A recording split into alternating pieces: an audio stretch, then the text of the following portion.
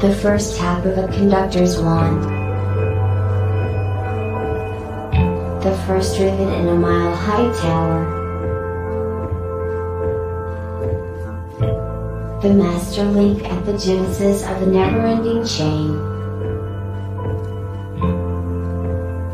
The moment a single empty canvas meets a singular master stroke. There is no one thing. Because now, there are many. Because soon, there will be more. Because one is ever the beginning. Like the first link in an infinite chain, or the first rivet in the tallest skyscraper. The master stroke is found in the masterpiece. What will you begin? All right, everyone, welcome to World Blockchain Roundtable episode 9. Hosts for today are Greg and Sam from Rivet, Ray from Bees.Social, JD from Raiinmaker, Ross from Global Crypto Press, Orrin, creator and entrepreneur, and I'm Joe Roets, architect, founder of Dragonchain. So first, we'll do a quick update on last week's show, and so that everyone knows the model of how we're building this show out. Every host, guest host, whatever you want to call us, will receive an equal portion of layer ownership tokens in the World Blockchain Roundtable layer on Den.Social that basically gives ownership and passive income for all of the future discussions and topic placement and everything else. And every topic contributor also receives a share. So last week, based upon the total views, and this is rounded down, 4,000 and some. So there will be 4,000 new layer ownership NFTs created. And last week we had Greg, Sam, Taylor, Dave, Zach, and me. And the topic contributors were Brindlebeard, Hyperdeflationary Dev, and Goose Creek Unlimited. So with those lot, you get ownership of community, free edits, future governance votes, and passive income. So we're doing that every week, and we're going to be actually creating the lot quarterly, and in time, hopefully, we'll actually be able to quickly create them every week. So given that, let's get to the topics this week. Let's see here. So if we refresh, make sure we have the latest sorting, ordering. Okay, first up, Jegs. Question, apart from Bitcoin and Ethereum, what was the first cryptocurrency each of us bought and why? And if you want to answer this, I guess it'd be up to you. Do you still hold any of it? All right, so maybe start, Greg. We'll just go straight down the list. And okay, well, the first one I bought probably would have been DAI, just because that was kind of early on when new tokens were coming in. I mean, when we first got started, it was sort of right before all of the craziness with the ICO boom happened, so there weren't really that many interesting tokens to own at the time. And I was sort of coming at this from a technical outsider perspective. So I was kind of sticking to the wise attitude of stick with what you understand. And I stayed in ETH and stayed in Bitcoin, mostly ETH actually, because volume wise, Bitcoin was less easy for me to acquire at the time. But the really interesting thing that we got sort of bought with our own labor was we created this token called Embiggen, just to prove out our, at the time we were working on a decentralized exchange concept. And Embiggen was neat because one, it was based on The Simpsons, and two, it was something we were able to give away in an airdrop with another token we created called Notcoin. And Embiggen actually embiggened itself every hour, I think, something like that, by 10% globally. So it was a neat little toy. That's cool. And we just sort of created it to test load on our decentralized exchange infrastructure. Very good. So, Very good. Yeah. All right. Ray, what do you think? Yeah, no, mine was a Uniswap, Uni tokens. And it was really just because it was a play off of what we were building. We were building the DEX, in DeFi about and we were using the uni tokens for this thing we have. It's called beast mode, and it kind of leverages up your capital. So it was more of a just kind of a tool. So, but it worked out well because it wasn't very expensive back in the fall. So That's cool. that's why we got it. Yeah, That's good. Yep. JD. You know, it was the granddaddy of them all. It was the BTC was the first thing I bought. So, and I had an opportunity to buy it a lot earlier. And like many people, I instinctually wanted to, but didn't, and slept on it. But then I think it was Bitcoin and Ethereum. And then from there, you know, naturally went into a variety of other tokens that we're still holding today. That's cool. Ross, what do you think? The question is other than Ethereum or Bitcoin, right? Was the first coin I owned? Yeah.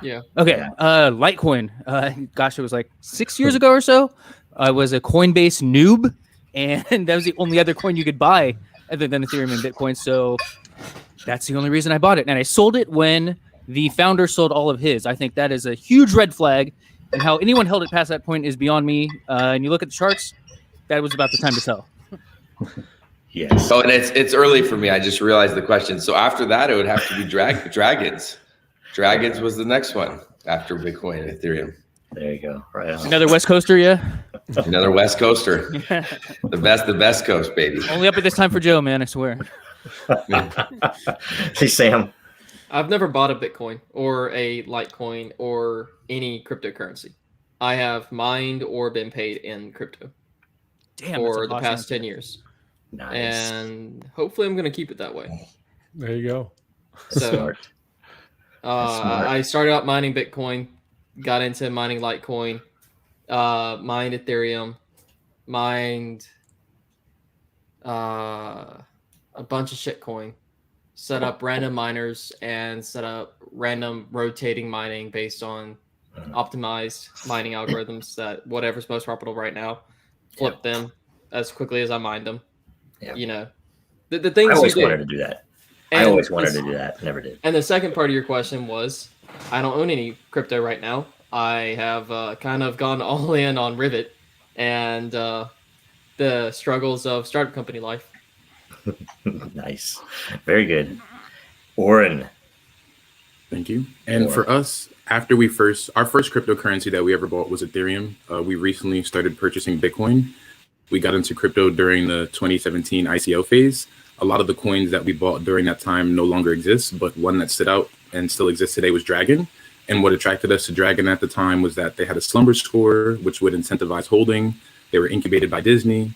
At the time, you guys were incubating your own projects, compliance, and then as well as branding. So we're happy to be here.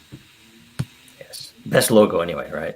Exactly. Yeah. Basically. So, and for me, it was, and in all truth, I can't remember because I did some merge mining and stuff back in the day. So I know much the same way as like anything that it offered that I could throw in there, I got, and I don't hold. I think probably most of those were thrown away. I mean, they probably just left them on the account. I didn't, have the time to move them around when I closed out some of the accounts I had. But and I did do some CPU mining, but that was Bitcoin.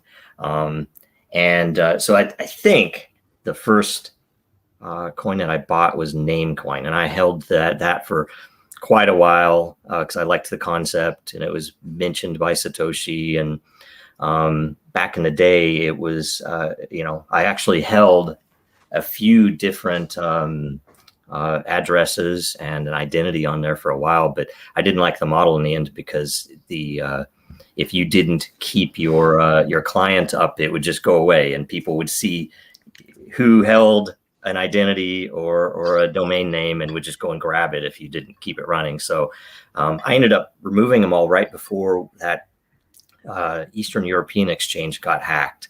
So I had to, I think they were the only ones at the time who would let you sell them. So yeah, I don't hold them anymore. But it was a really cool concept. I think it still needed that actual ledgering of identity and domain names. And, if it was plugged into a browser in a proper way, it would be very powerful. I think Ethereum's finally starting to hit upon a lot of those functionalities, right? So anyway, that's pretty good. Yeah. I tried to get behind Namecoin whenever I first heard about it, but again, that limitation of it goes away when your system isn't running. Yeah. Just kept me away from it like the plague. Yep. And I mean, I'm just surprised that you actually beat me on the mining histories there. You were CPU mining, and it was still, I guess, profitable when you did CPU mining. Yeah, I mean, I didn't do it seriously. I did. Okay. We when we first came upon it in my little group, East Coast US at the time. We did this with every tech, and it was kind of the way that the company brought in new tech and got everybody get it in their heads so that when we were working with a customer, we would know more than anyone else that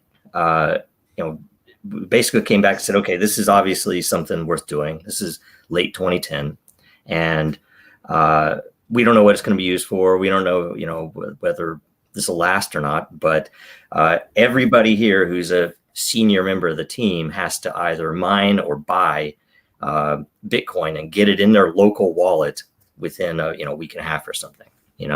And the mining part was simple enough, so we did a little bit of that. And the purchasing was just it was weird. You had to set up a new bank account because you didn't trust anything it would touch. You had to set up a I think, what was it? Darn it, I'm like blanking on the payment system that Mt. Gox that you could use with Mt. Gox. Then you transfer the stuff into Mt. Gox, you buy it. And for the life of me, I can never understand why it would even be possible for Mt. Gox, except for day traders. But I'm like, why would you ever have any significant amount sitting there when it is Bitcoin? The whole point is that you can actually own it, right? So it was always bizarre to me that people would leave money there. A lot I would too. I would send it in, I would buy stuff, I would bring it out, and that was just the most amazing thing to me in the world. Is like this value is now sitting on my machine here, right? The keys are, and it was the very early Bitcoin, gosh, what was the UI called even? It was just the wallet app, right?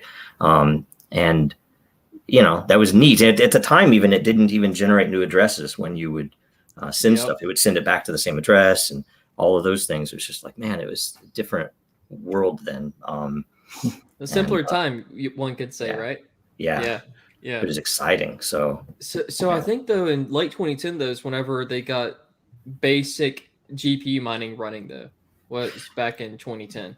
Yeah, I know there was a point in time where we almost did it, but we just didn't have enough time to do it as a team. That there was a point in time for like 2 or 3 weeks where it was actually pretty profitable to run GPU miners on early AWS. That you could access. They were actually cheaper than the Bitcoin you would be mining, but it didn't last very long, right? Yeah. And then all the ASICs started to come out, and we, FPGAs, man. Whenever FPGAs hit is whenever it is the hash rate started getting out of control. And then it was about a year and a half or 2 years later before the first ASICs hit in 2013 or 2014. Yep. And I was trying to red pill normies on it every day, the neighbors, anytime there was like a neighborhood party or anything, I'd be telling people, you need to look at this. And it was really funny because then they all still come back to me, Yeah. You mentioning Mt. Gox brought back a cringe memory of mine when I had a friend who just swore I should get Bitcoin. He was trying to red pill me too. And I said, this fake internet money, man, I'm never going to fall for that. Then Mt. Gox happened. That was my I told you so moment. Now how dumb do I feel?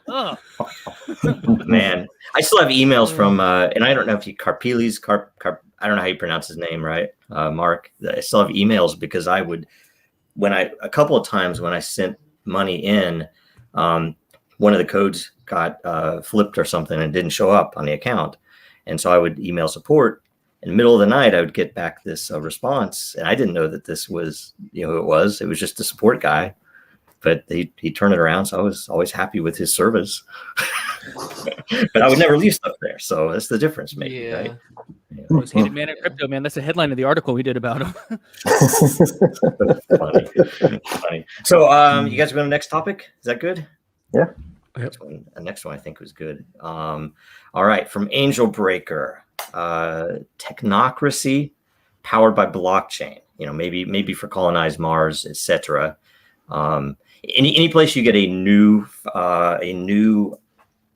government, a new nation state established, would be the opportunity for that.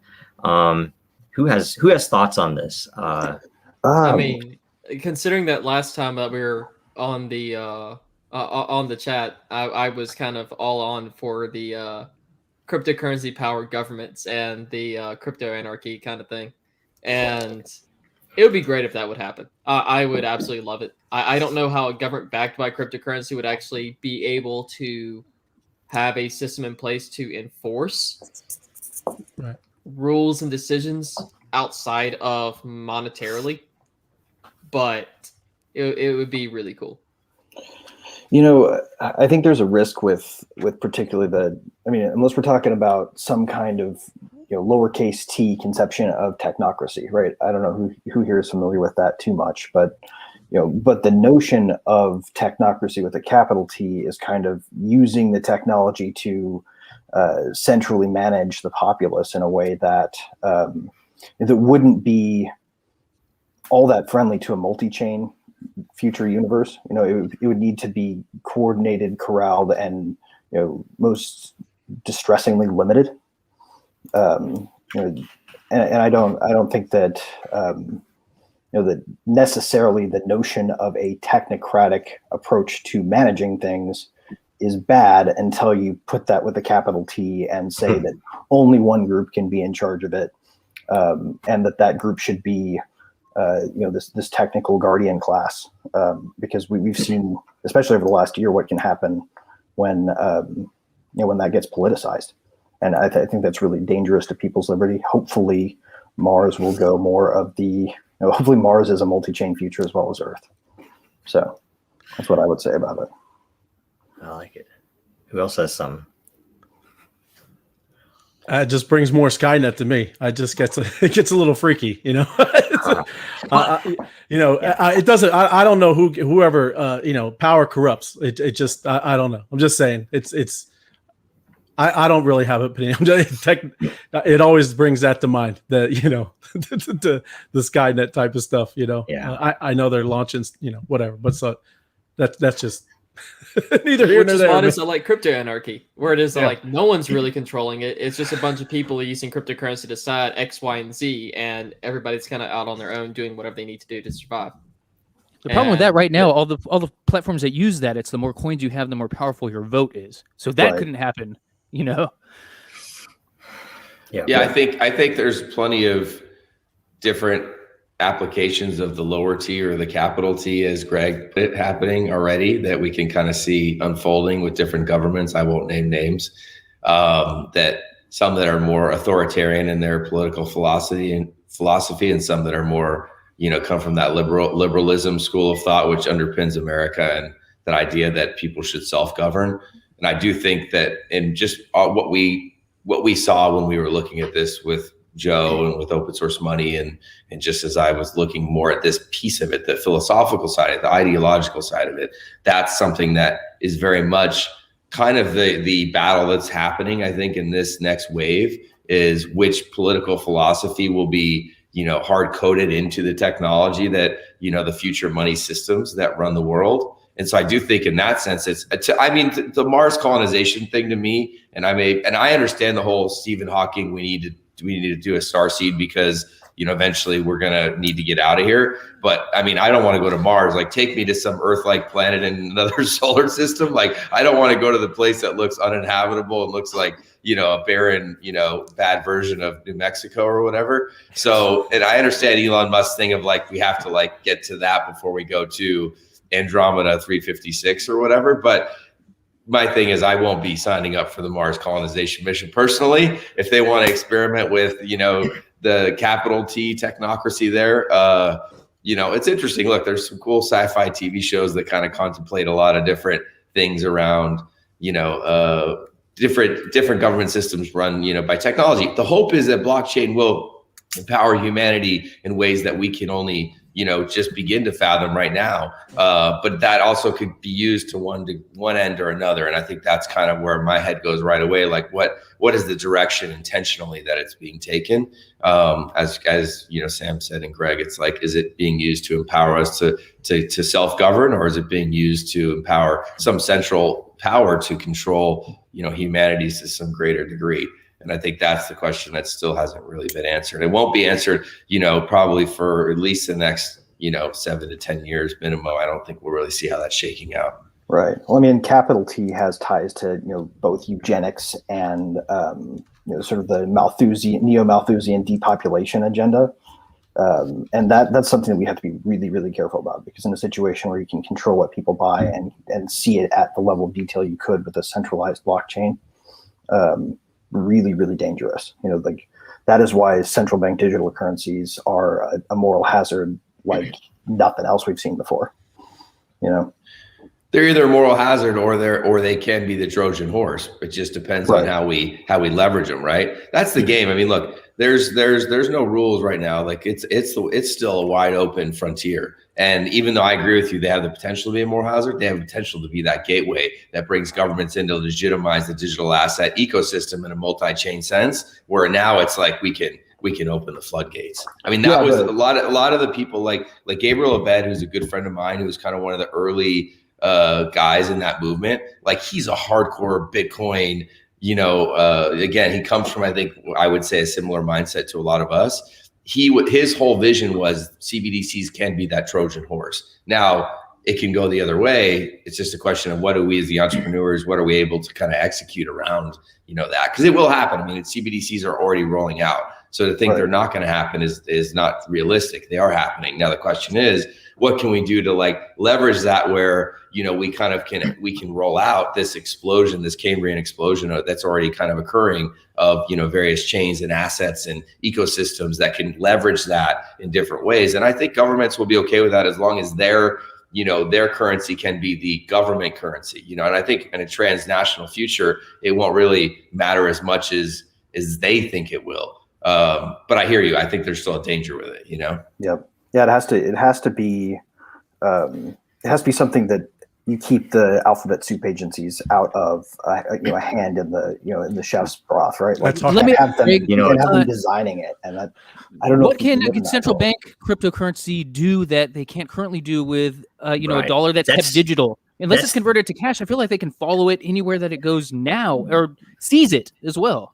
Well, what capability does it give them it's about fearing? chain of custody, really. It's about proving that somebody did something in a way that you can hold up and say this absolutely was them. Well, the issue is how they implement it. Because I mean, if they implemented it in a way where there was a controlled scarcity, if there was that people could actually trust their currency, knowing that they're not going to make up some issue next month and blow out the supply, right? If it was then it would be useful, right? As it is, I think it's a gimmick. Most of it is like, we're going to, because I think anytime they try to plug in this technology to an existing system, you can see it over and over again with Bitcoin. Everybody clamors for regulation. Why? Because they want the price to go up, because they think that with regulation, you'll get more access and therefore more people will buy it. And therefore my price will go up. The whole point of that. And it's kind of stupid, because the whole point of Bitcoin was for the liberty side of the equation. Look, you already have dollars, you already have euros, you already have these, controlled things. Here's something that nobody controls. And, literally the more that it follows along the path of where we've already been and what, the way we have been doing things for thousands of years, the less valuable it is.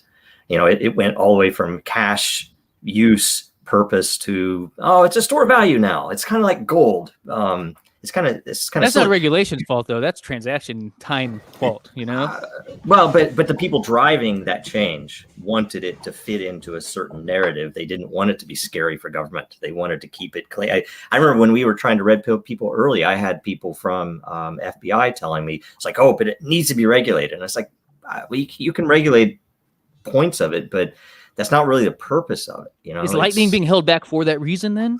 Just to kind of keep it crippled? No, I have no idea. I have no idea about that. Probably. I mean, Well, I don't think Lightning's being held Probably back. not. I mean, if you look at Jack Mallers and some of the guys that are doing some pretty amazing stuff that's like disrupting things at a big level, like, I don't think Lightning's being held back. And I would say, just to your other point, Ross, like if you look at specifically China and you look at social scores and you look at the ability potentially with DCEP, there's a certain level of control that a government can have with CBDCs and a centralized, digital currency system, which is, to their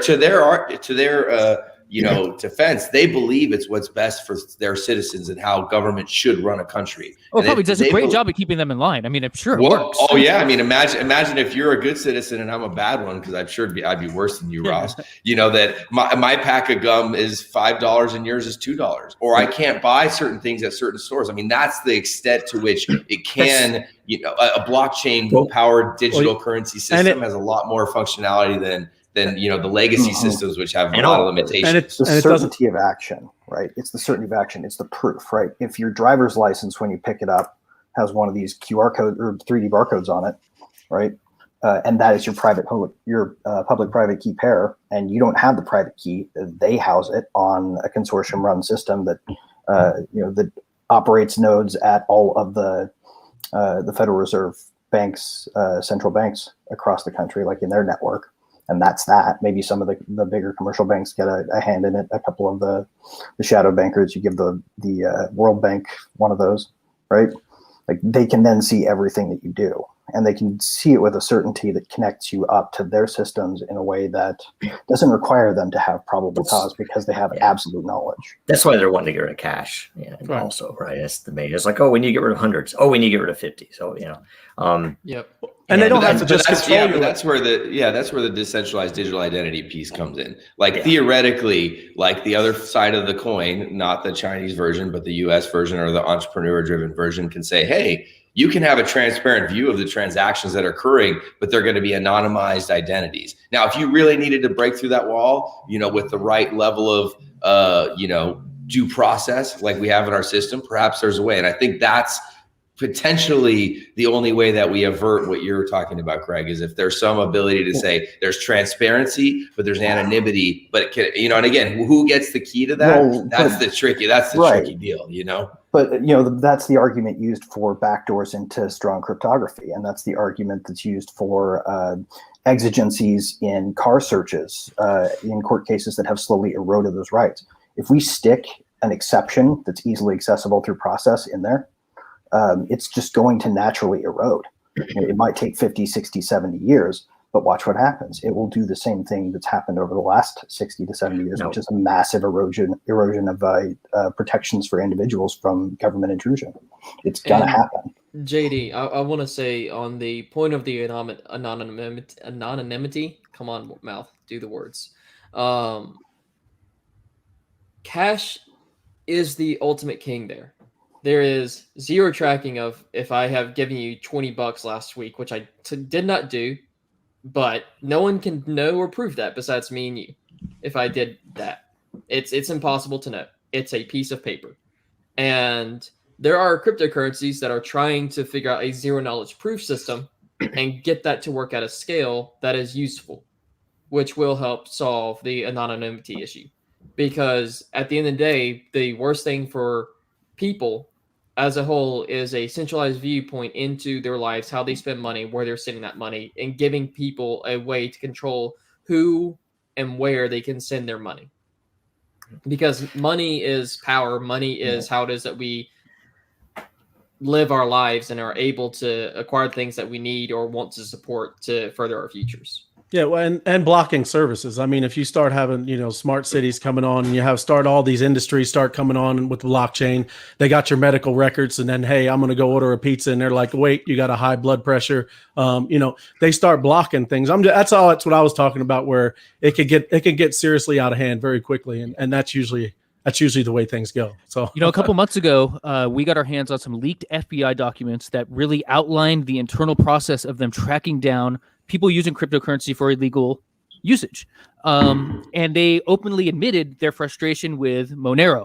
I mean, this is just the thorn in the back of the FBI right now. And yeah, I ended the article with something that this really reminds me of, and that is every government issues untraceable currency. It's called cash. Yeah.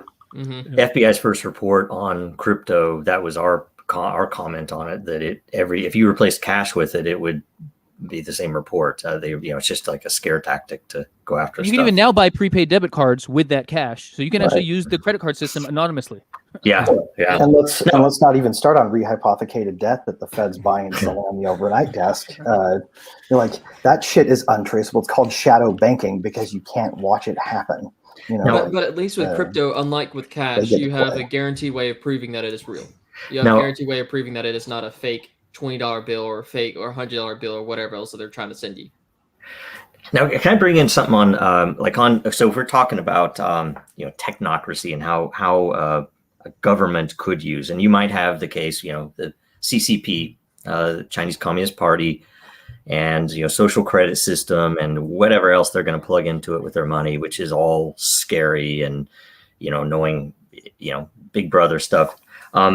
It had to have been around 2016, might have been 2015. I started talking to the guys at Liberland. I don't know if you guys remember those guys at all, but they were awesome. They had a really cool idea. They had issues with geography, right, and actual being able to control the territory that they claimed, right.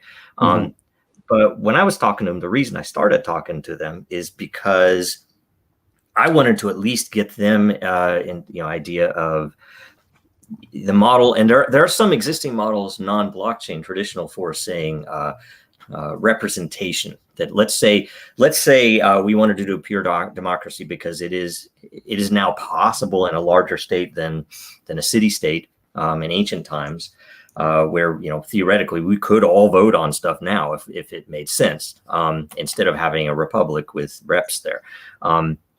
And I can't remember the name of the system. There is even some software around it where you can select, you can proxy your vote on certain subjects through certain people. So if a vote is about the environment, I trust this person more than I trust myself to keep up on the issues. So it's a very nice system. And I wanted to basically combine that with blockchain because, and there are two concepts that was like, you could really use this to enhance liberty by saying, let's say all of the taxes had to be paid in crypto.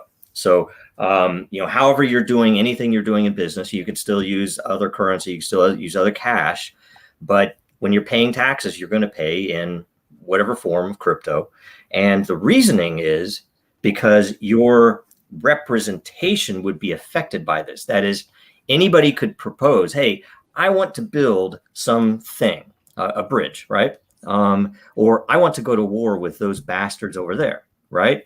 The great thing is anybody could vote on it who is a citizen. It's like, I was like, yeah, those guys annoy me. I don't like their accent. Let's go to war with them.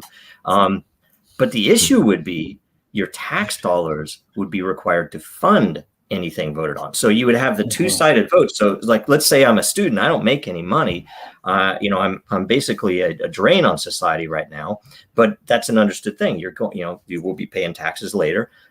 You get a vote. So something could pass, but until such point as people are willing to put the money that they gave to the system on that task or that, it's like, okay, I'll build the school, but why the hell am I going to put money in a war? Right. It's just draining the treasury. It doesn't make any sense. Right now, it's boat-based bridge to the middle of the Pacific project. Right. That's and it's so separated because we have so many, like say in the U.S. and in most of the Western world, at least most of the world, there is such a separation between the representatives and ourselves. They're in some central place, thousands of miles away from us.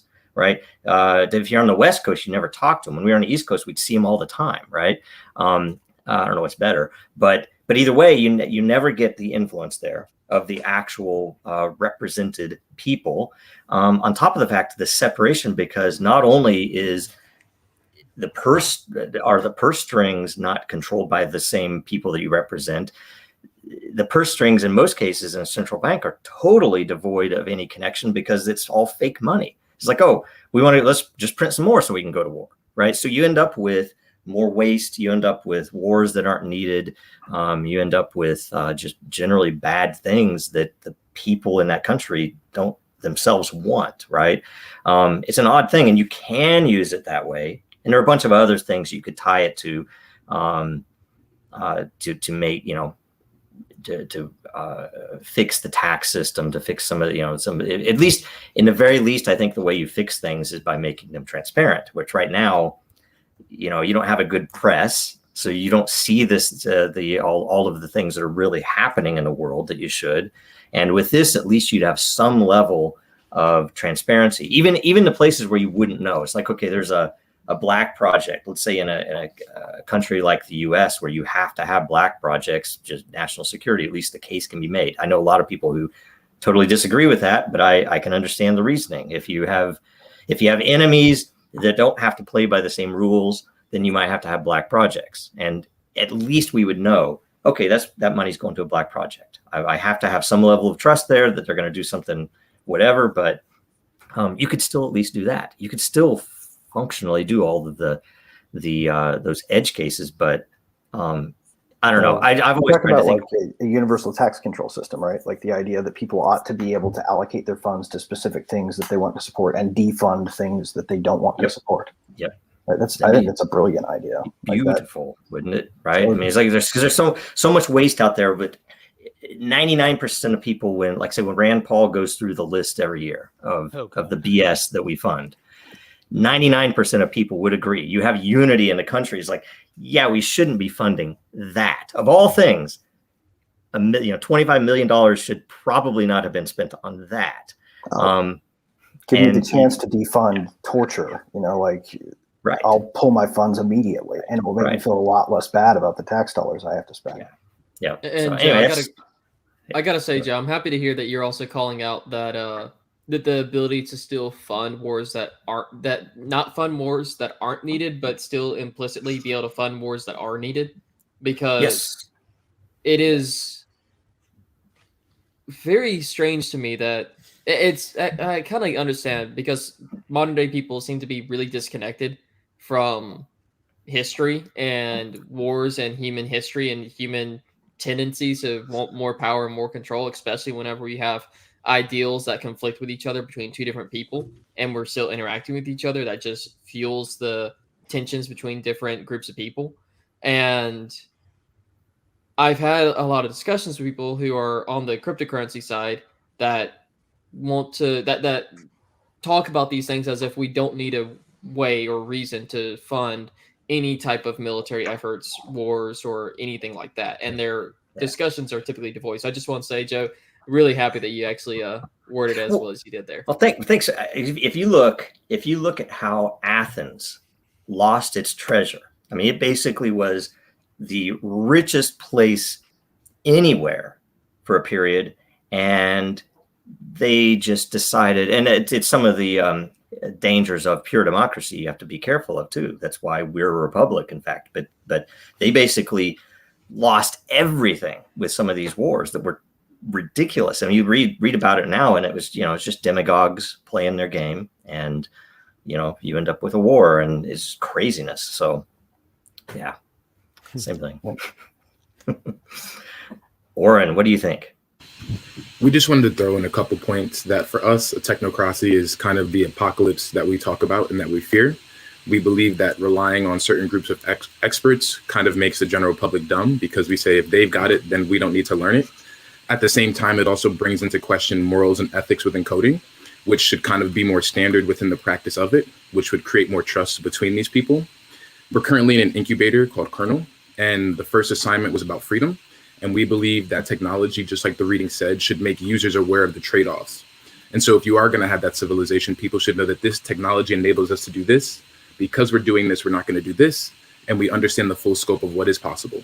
And then allowing people to choose for themselves which one they want. Education is important, right? Yep. Yeah. I mean, I do agree. It's like the whole trust science thing is like, well, you should at least know what you can. You aren't going to know as much as a scientist maybe about certain things, but people should at least certainly all right to look it up, right? Yes. Well, yeah. I mean, if you don't have objections, you don't know, right? Yeah. So I don't think I've ever been more mistrusting of science than now. Following that Wuhan lab leak and the thing that they came out saying. Mm-hmm. I remember that lab leak too. It was all fake news, and there was no way that was real. And yet, I remember talking with people about this within about a month, about how the few of the scientists that were in the lab leak were pretty much completely deleted off of all Chinese social media systems. Yep, gone. It was Whenever like a happened. coordinated global cover-up with almost every scientist involved. It was insane. Oh, it's nuts. It's almost, and there's still pieces of it that are hidden from us, and they're still obviously operating. Well, Ross, it wasn't every scientist. It was There are a couple, all the yeah. ones that were allowed us that were allowed to get through. The only ones that were allowed to be on social media, that were allowed to be on Twitter, YouTube, on TV. All of those, they had to comply with what the World Health Organization dictates were, or else they would be removed. You could not talk about these things. Yeah. Right. It's very, very clearly Orwellian. If you watch the WHO call when the Taiwanese representative tried to say, here's what we're doing. And so we've already talked to China. And it was like, and they basically just skipped. And it was just this very weird. It was Taiwan. the The Taiwan person on the call was asking for them to be included on the WHO, and he said, "Can you repeat your question?" And then eventually just hung up when it was repeated. Yeah. And ended the call. And I'll say decentralized governance is another angle on a lot of these things that is very helpful. And I disagree. And so I don't maybe disagree. I at least like a less maximalist approach, that there are ways to do decentralized governance that are not centered entirely on a smart contract. There's obviously smart contracts involved, obviously, and at least in the way we would build things, blockchain involved, but it's really decentralized to the members, to the people who are taking part. And you can see, as an example, and Larry Sanger. So we've interviewed him before, who is a co-founder of Wikipedia, right? And it was always interesting to me that he would basically openly talk about how Wikipedia sucks. He left it in disgust because it is so badly, and I don't know, it's not centrally managed. Maybe it is. It's a nightmare. It is. But behind the scenes, and I always knew because I would offer information. It's like, okay, I would expert on a certain topic, I would offer it. Almost everything is like, nope, that is something else, and they didn't want it in there. So I'm like, I always call them, wiki nerds. But we went through that where Cardano, if you remember, was they were going to delete their page, right? So there was some controversy about it, and it didn't get deleted, right? Right. They next hit, well, I don't know if we were next, but they hit us up that we had a page for a few years. We're a Dragonchain, a project that came out of Disney. A project that does a lot of things that no other project does, that, in all intents and purposes, I believe to be, it's a normal, even in a traditional sense, the company is, reasonable and, I guess notable, I would say, but they wanted to blow it away. And their reasons were all, crypto FUD based reasons, right? Some particular guy. And so we went and I asked Larry, he's like, what do you do? And he said, it's hopeless. You basically, Wikipedia sucks. It's just a trash heap. And what did we do? We found out you basically go and you hire people to go in and vote for you. And that's that you basically hire people to go and say, oh, and there are people that go around and just do this. And they have to say, now you can't say this out there because it's against terms. But this is absolutely how the game is run. And, Cardano paid off whoever it needed to pay off. They probably paid off somebody at the top, right? I didn't have that network. I didn't have that ability to talk to them. And if you go into their the edit history page, you can see the IP addresses. If you're ever bored and you just want to have some fun, finding out how many of those edits on most of the pages, especially the controversial ones, have Langley, Virginia oriented. Yes. IP addresses, man. Yeah. Yes. It's you can probably cite half of them at different agencies. Like it's managed. Yeah. And you could put a model like that on the blockchain where the different moderators would be paid in some native token for this action in a more decentralized way, where it's not payola basically, but it's actually governance between members of the community, which would be more fair and equitable. This if it were existed, right? marketplace, Wasn't there Wikipedia, blockchain-powered Wikipedia equivalent? Yeah. In fact, Sanger was on that too, and he didn't agree with something they were doing, and I don't know the details, and so he left it. And I think since he's wanted to do it again, I've offered up because I've wanted to do it forever, because I think every page should be a marketplace. It's all content, and you have to find some way. How do you evaluate it? It could be evaluated based upon the number of visits. It could be, people could give feedback like we do on Den, but I think it needs to be a marketplace, because once you put that in and have a driver for people to either create new info, which would be pretty remarkable if I could go and if I could just be a professional Wikipedia editor, because I'm really good at it, and the consensus is there that I'm not pulling info or adding info for political reasons or for commercial reasons. And if you could earn by doing your job right, then that is gone. Yeah. Well, and what if we took it a step further than that? What if we instead of said, it all has to be a dictionary or an encyclopedia? What if we created a new medium that allowed you to do it like a federated filtering? You can edit something into this article that says, this is the viewpoint of a conservative, as if it were real truth, and then rather than blocking it or saying this is not even keel or even handed, create a federated filter to where you can say, okay, now I want to see it from the perspective of somebody who accepts this point of view. Yes. And then I can toggle this on and side by side it with somebody who sees it from this point of view. Let's add a section for original research. Let's add a section for, untested, unscripted alternative theories that challenge points. Click. Yeah. Federation means we can have all of the views available while still having a single source of truth representation of what we do know and everybody agrees on, right? Yeah. It doesn't have to be hide everything anymore. We can actually parallel things.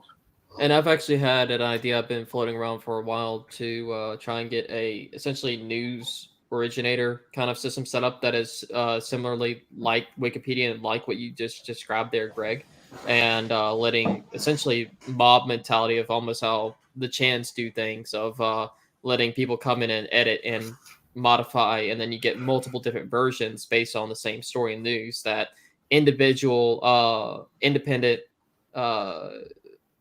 news aggregators or websites can then run these basically themselves, and the people that are the editors have even less work to do. Right. Basically. Inclusionists are the default, and deletionists can filter out. Yep. I have a tool if you need to use it. We built way back and haven't ever put it out public. So they basically built to do that. Anyway, we're hitting time. So let's come back right after this. We can do closeouts and everything. All right.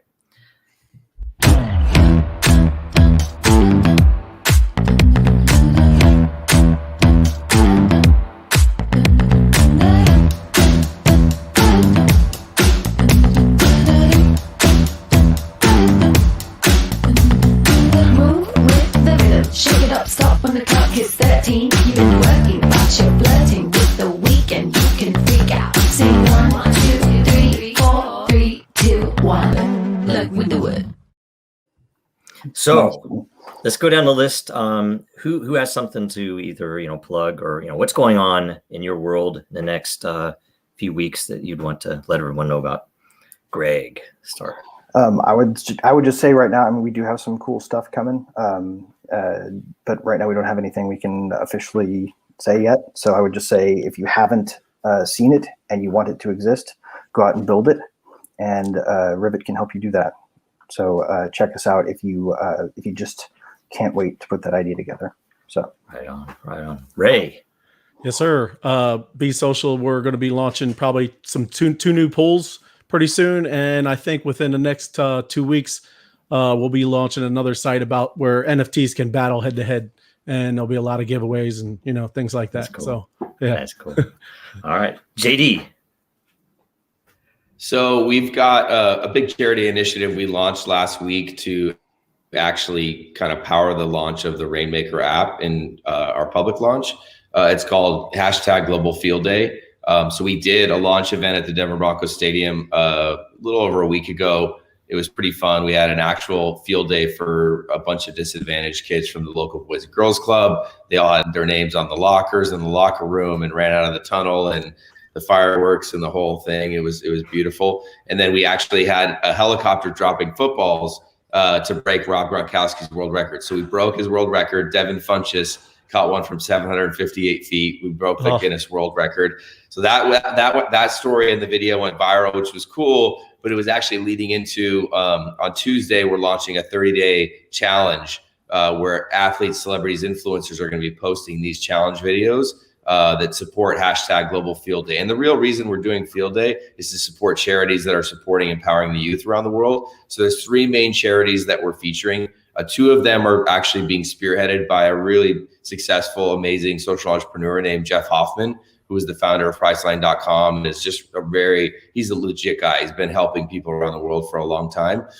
He has World Youth Horizons, which is a youth-focused global charity. And then he has Global Entrepreneurship Network, which is focused on supporting entrepreneurs around the world, not just the youth. So those were 2 organizations that we're supporting and raising money for. The third one is called the Dhato Tree. So it's a young woman, 17 years old, female CEO, who basically has a goal of raising $42 million to plant 7 million trees across the Great Green Wall of Africa to battle climate change. She's already been endorsed by the Pope. She's an amazing, just very inspirational human. And for me, she's kind of the archetype of the empowered youth movement that we want to put forth as hey, if we get behind the youth and all the dreams that they have, I believe that's how we create heaven on earth. I believe that's how we make that evolutionary leap as a species. And that's the stuff that gets me fired up. And so on the 30-day challenge, we do have Raiinmaker powering, the gamified social engagement or the contest, if you will, with that. So that's something that's people can already go out and download the Raiinmaker app in the Apple Store, the Android Store,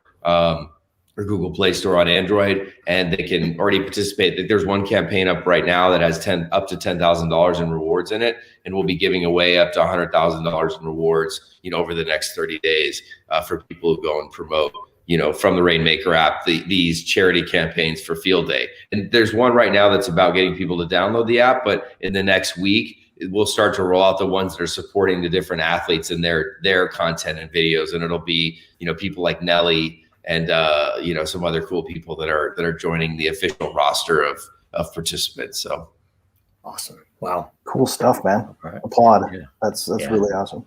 Really exciting. Yeah. Ross. A couple big reports on global crypto press over the last couple weeks. First off is Bitcoin.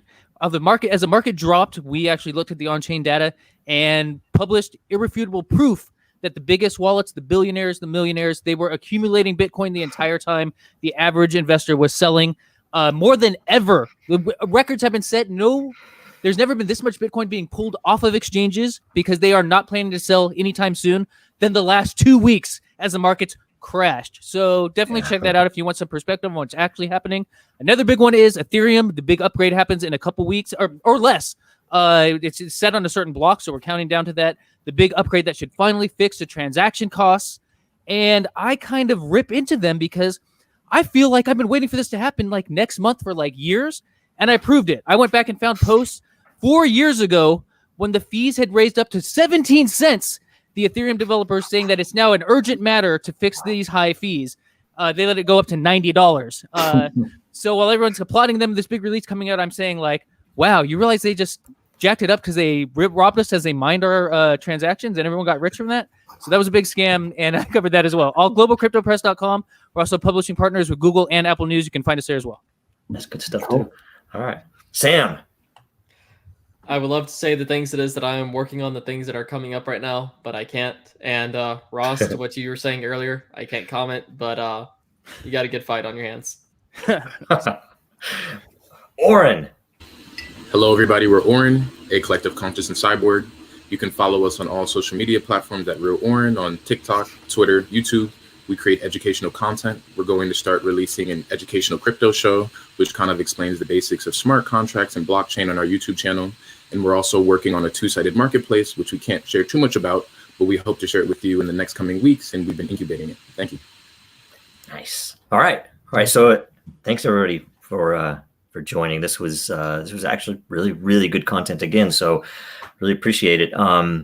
We'll we'll be back. Let's see here. I'll make sure I get my notes up because I always forget stuff. Next week, same time. And make sure you go into the World Blockchain Roundtable lair and den and add some topics, add some questions that you really want in there. Vote on the ones that are there if you don't have anything. And share the episode. The more views we get, the more lot we create for the both. Can I just ask clarification on something? People get paid to ask questions? Yeah. That's not a hard sell. Okay. Yeah. And the beauty is once you get that lot, you could sit back forever and you're going to continually have a smaller share unless you come back and contribute, right? But you'll get passive income. So, and by the way, that's one thing I mentioned. I'm going to try to do this every week. I have a lot of energy on the platform, right? Since day one, I've been using it. So 54,000 energy, something like a matter. And so what I'm doing every week is right before the show, I'm going in and just unloading all of my energy evenly among the questions, right? So I'm at least going to make sure that people who ask questions get some matter mind out of those questions, right? So it should be good.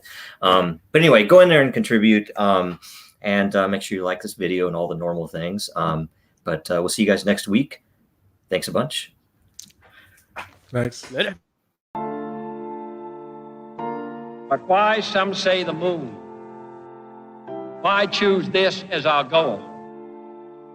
And they may well ask, why climb the highest mountain? Why 35 years ago, fly the Atlantic? We choose to go to the moon. We choose to go to the moon in this decade and do the other thing. Not because they are easy, but because they are hard. Because that goal will serve to organize and measure the best of our energies and skills. Because that challenge is one that we're willing to accept, one we are unwilling to postpone, and one we intend to win. We choose to go to the moon.